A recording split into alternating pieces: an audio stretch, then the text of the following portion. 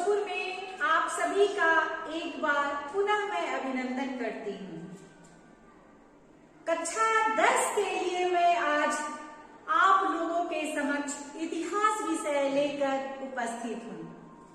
बच्चों, मैंने अपने पिछले क्लास में आप सबों से इतिहास का जो दूसरा चैप्टर है हमारा समाजवाद एवं साम्यवाद, इस चैप्टर से रिलेटेड कुछ प्रश्नों के बारे में चर्चा की गई थी। वे सारे प्रश्न अति लघु उत्तरीय प्रश्न के तहत आते हैं। आज मैं आप लोगों को दीर्घ उत्तरीय प्रश्न के बारे में बताऊंगी, जो आपके वार्षिक परीक्षा के उद्देश्य से महत्वपूर्ण होंगे। बच्चों, सबसे पहले हम लोग आज रूसी क्रांति की विवेचना करें। इस प्रश्न की चर्चा करूंगी मैं। रूसी क्रांति बच्चों 1917 की बोल्शेविक क्रांति के दूरगामी और व्यापक प्रभाव पड़े। इसका प्रभाव सिर्फ रूस पर ही नहीं बल्कि पूरे विश्व एवं अन्य देशों पर भी पड़ा। इस क्रांति के रूस पर जो है वह निम्नलिखित प्रभाव पड़े। इस क्रांति के क्या हुआ बच्चों? रूस पर बहुत सारे प्रभाव पड़े, जिसमें सबसे पहला जो प्रभाव है वह है स्वेच्छाचारी जारशाही का अंत। बच्चों, स्वेच्छाचारी जारशाही का अंत 1917 की बोल्शेविक क्रांति के स्वरूप अत्याचारी एवं निरंकुश राजतंत्र की समाप्ति हो गई। क्या हो गई? निरंकुश राजतंत्र जो अत्याचारी था उसकी समाप्ति हो गई।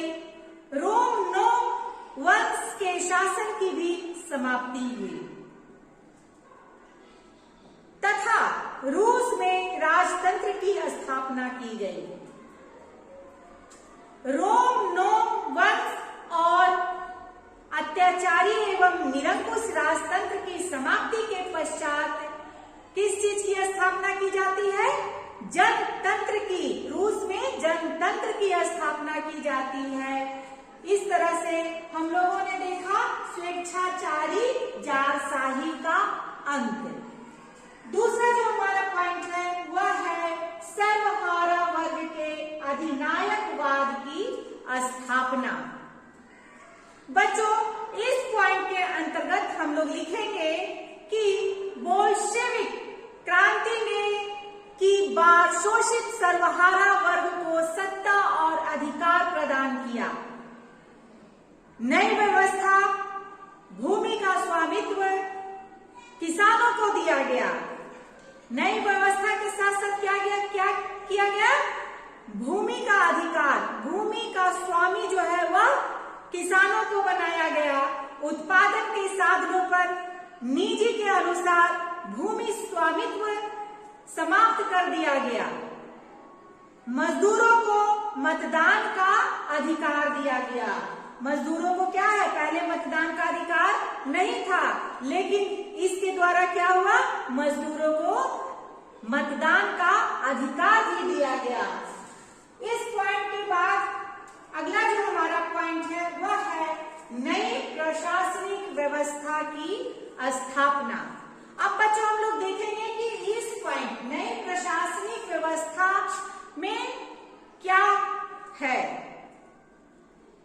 बच्चों, क्रांति के बाद रूस में एक नई प्रशासनिक व्यवस्था की स्थापना की गई। यह व्यवस्था साम्यवादी विचारधारा के अनुकूल थी। किस विचारधारा के अनुकूल थी? साम्यवादी विचारधारा के अनुकूल थी। प्रशासन के उद्देश्य कृषकों एवं मजदूरों के हितों की सुरक्षा करना एवं उनकी प्रगति के लिए कार्य करना था। प्रशासन का क्या उद्देश्य था? कृषकों एवं मजदूरों के हितों की सुरक्षा करना एवं उनकी प्रगति के लिए कार्य करना था। रूस में पहली बार साम्यवादी सरकार की इसके तहत स्थापना की गई। तो ये हमारा जो था वह क्या था? नई प्रशासनिक व्यवस्था की स्थापना के बारे में। अगला जो पॉइंट है वह है नई सामाजिक आर्थिक व्यवस्था। अब बच्चों, नई सामाजिक आर्थिक व्यवस्था क्या थी इसके बारे में हम लोग जानेंगे। बच्चों, क्रांति के बाद रूस में नई सामाजिक आर्थिक व्यवस्था की स्थापना हुई। सामाजिक असमानता समाप्त कर दी गई। समाज के बीच में जो भेदभाव देखे जा रहे थे उन सारे भेदभाव को समाप्त कर दिया गया। सामाजिक असमानता समाप्त कर दी गई। वर्ग विहीन समाज का निर्माण कर रूसी समाज का परंपरागत स्वरूप बदल दिया गया। क्या किया गया? वर्ग विहीन समाज का निर्माण किया गया और उसके बाद रूसी समाज का जो पहले से परंपरा चली आ रही थी उस परंपरा को का जो स्वरूप था उसको बदल दिया गया। तो इस तरह से हम लोगों ने देखा नई सामाजिक आर्थिक व्यवस्था क्या थी उसके बारे में। बच्चों, अब इसके साथ साथ हम लोग देखेंगे क्रांति का विश्व पर प्रभाव। रूसी क्रांति का विश्व पर क्या प्रभाव पड़ा उसके बारे में हम लोग चर्चा करेंगे आगे। बच्चों, क्रांति का विश्व पर निम्नलिखित प्रभाव पड़े जिसके तहत पूंजीवादी राष्ट्रों में आर्थिक सुधार का प्रयास किया गया, साम्यवादी सरकारों की स्थापना की गई, साम्राज्यवाद के पतन की प्रक्रिया जो है वो और ज्यादा तीव्र हो गई और नया शक्ति संतुलन स्थापित किया गया। ये सारे पॉइंट जो है वह रूसी क्रांति का विश्व पर क्या प्रभाव पड़ा उसके तहत आते हैं। अब इन सारे पॉइंटों के बारे में मैं आप सबों से चर्चा करूंगी। पहला पॉइंट जो है हमारा पूंजीवादी राष्ट्रों में आर्थिक सुधार का प्रयास। बच्चों, अब हम लोग देखेंगे कि पूंजीवादी राष्ट्रों में आर्थिक सुधार के लिए क्या प्रयास किया गया। विश्व के जिन देशों में पूंजीवादी अर्थव्यवस्था थी वे भी अब यह महसूस करने लगे कि बिना सामाजिक आर्थिक समानता के, राजनीतिक समानता के अपर्याप्त है। तो ये चीज उन लोगों को समझ में आ गया था, इसलिए उसने क्या किया? आर्थिक सुधार करने का प्रयास करना प्रारंभ कर दिया। दूसरा जो हमारा पॉइंट है वह है साम्यवादी सरकारों की स्थापना। बच्चों, इस पॉइंट के अंतर्गत हम लोग देखेंगे कि रूस के समान विश्व के अन्य देशों जिसमें है चीन, वियतनाम इत्यादि ने बाद में साम्यवादी सरकारों की स्थापना हुई।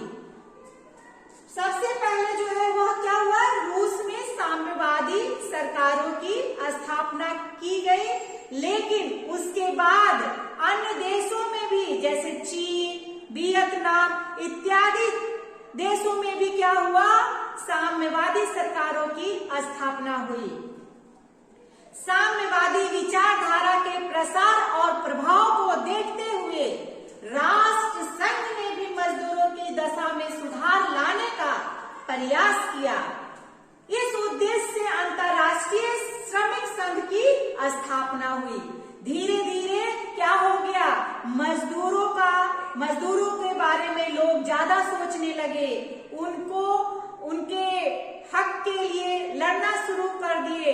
तो यह सिर्फ अब देश में ही नहीं होकर बल्कि यह एक अंतर्राष्ट्रीय जगत में भी क्या हो गया, विख्यात हुआ और उसके चलते अंतर्राष्ट्रीय श्रमिक संघ की भी स्थापना की गई।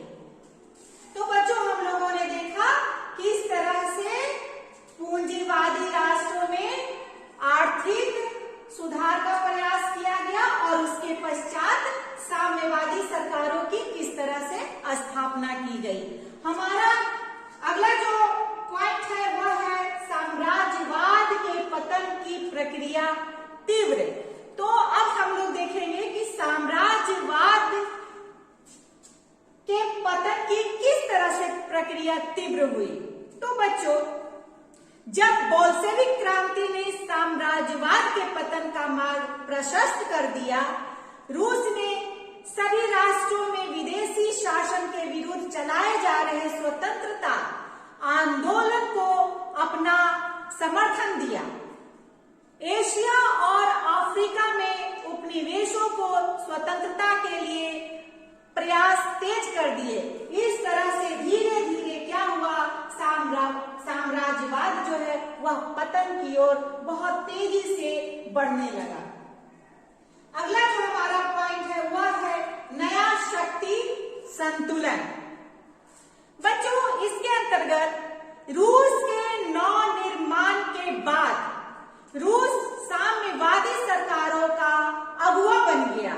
आप लोग जानते होंगे कि अगुवा का क्या मतलब होता है, जो किसी मैटर को एक जगह से दूसरी जगह पहुंचाता है और उसका पहले उसके सामने